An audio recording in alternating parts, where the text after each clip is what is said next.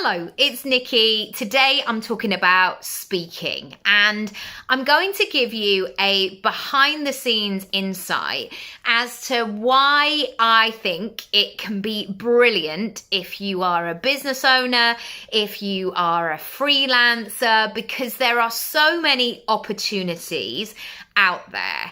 And I want to give you a real life example of how it has helped my business and some takeaways for you, and hopefully get the ideas stirring.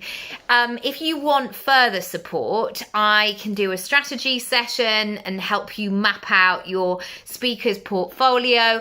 Or if equally you just want to do Speak Up, the online course, you can find details to it on my website in my shop.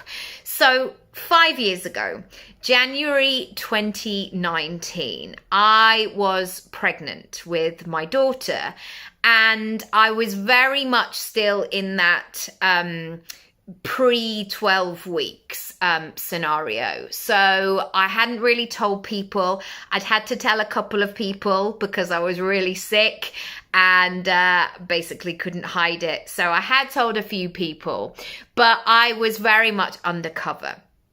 And I knew that she was going to be born in August. Well, that was my due date. I actually didn't know. Oh, I did know. No, I didn't know she was a girl at that stage.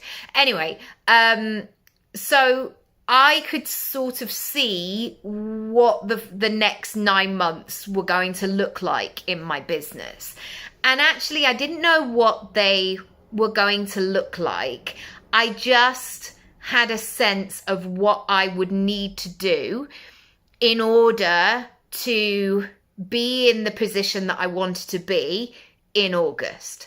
So in terms of client work, this is all pre-COVID, by the way. So, we had freedom and we could go places.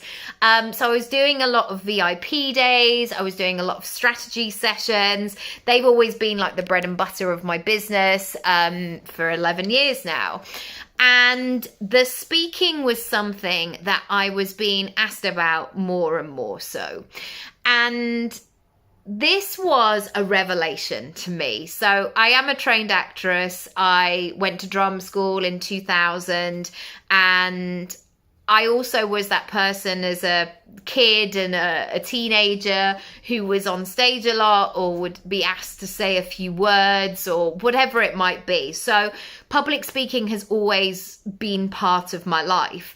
And yes, at times it's felt harder than others and you have to build that muscle, but I know that I can do it and I know I can deliver on it. And when I was thinking about things that I could do in my pregnancy, I was thinking about what I would be able, I guess my main thing at that stage was, how can I not leave my house for too long? And I mean, wow, what a goal, hey. But I literally was so ill. And I think as the time went on, as the months went on, something's playing on my computer.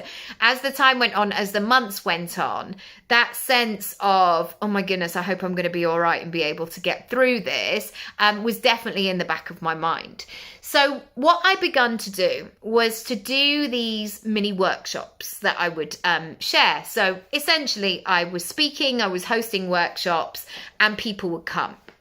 And I did these things on a lunchtime. They were something like 25 quid, and I would teach on a particular topic or subject. And it was really hard to get the kind of numbers that I wanted to have. And also, given the amount of marketing and time and effort to put something together, I would come away feeling like I'd earned like 11p or something. And I really loved doing them. I loved that interaction with people. They would always be really engaging. I loved being able to help people. And I was still willing to keep giving them a go and to keep doing that because I was getting really great feedback from it.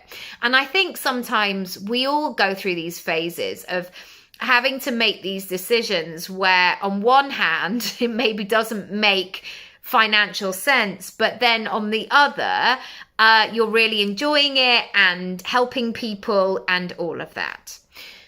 And then as the year went on, I began to be invited to do lots more speaking gigs. And the arrangement, and I guess this is what it still is that I would get an inquiry of, we've seen this video of yours, or we're familiar with your work, or so-and-so recommended you. We are looking for this kind of talk at this event. These are the dates. Are you available? Let's have a chat if you would be open to that. And if the availability worked, if everything felt, good at that initial stage, I would always take the call, take the meeting, and we'd go from there.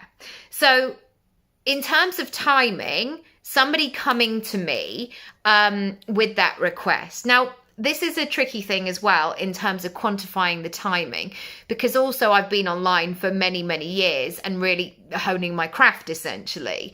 So it's difficult to be able to say like, oh, it's only 5 minutes, because the amount of free work that I've done over the years is too much to bear, to be honest. But anyway, I'm just kind of doing it in its simplest terms. So I hope you understand. So maybe 5 minutes for me to read through the email. Let's say 15 minutes to read through the email, do my own research, work through things, and then draft a response going back. So say that's 15 minutes. And then 15 minutes for a call and to go through things. And then once things are confirmed, there would be some amount of prep. So maybe that would be, I don't know, anything from half an hour to 3 hours. And I would always include that in, and this is definitely something to consider, I would always include that in my final fee. So when we're talking about speaking, we're not just talking about the hour that you're speaking. You really have to see it as a package, because if you're putting together all of this stuff and research and all the rest of it, that is part of that individual experience and talk and invoice. So I would then do my prep, and that was great because I would be able to do it from home in my own time and flexibly. And then the speaking situation could be anything from, I don't know, an hour to 2 hours. And then depending on where it was, sometimes it was online, so even better. And then I would have travel. So certainly when I was pregnant, I'd usually get a cab and get things sort of organised in that way. So I was there in the quickest way, but also like public transport is literally at the end of my road. So, I would get on a bus and a tube. It's not that I'm like, oh, I'd never do that. I absolutely would. So when I'm looking at what is required of me in that moment, in terms of speaking, is that everybody else in that arrangement has done all of the other things. The only thing that I need to do is to show up and be a speaker. And also they have much more flair and expertise into bringing the amount of people into a room. They are marketing experts. They have built a community. They've got contacts. They know how they want the chairs. They're doing all of those things. And this really changed my business and changed my output on things. Now, since that time, over the last 5 years, I've done quite a number of events myself. However, I do prefer to just be hired externally to go and deliver, because it's such a better use of my time and therefore the income that I can generate in that time, because I am spending that time being in my zone of genius, as Gay Hendricks would say, and really doing what I'm supposed to be doing in the best possible way. I am not supposed to be an event organizer. I'm okay with technology, but it's not the thing that like wakes me up in the morning. I want to be there with people, supporting people, walking people through processes, feeling that energy when people leave the room going, oh my gosh, I know now what to do. This is exciting.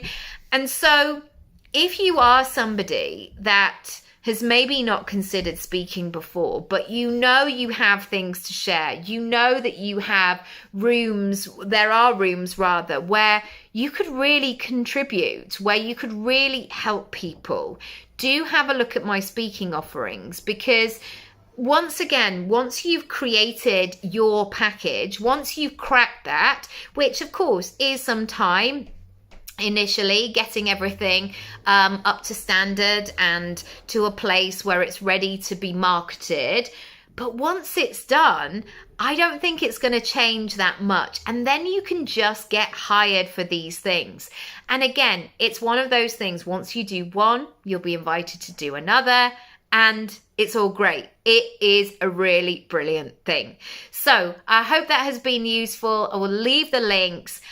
Send me questions about speaking. If you've got thoughts, you've got feelings about it, if you're not sure if it would work in your industry or where to start, let's begin that conversation and get you speaking and get you paid as well. All right, lots of love, and I'll speak to you soon.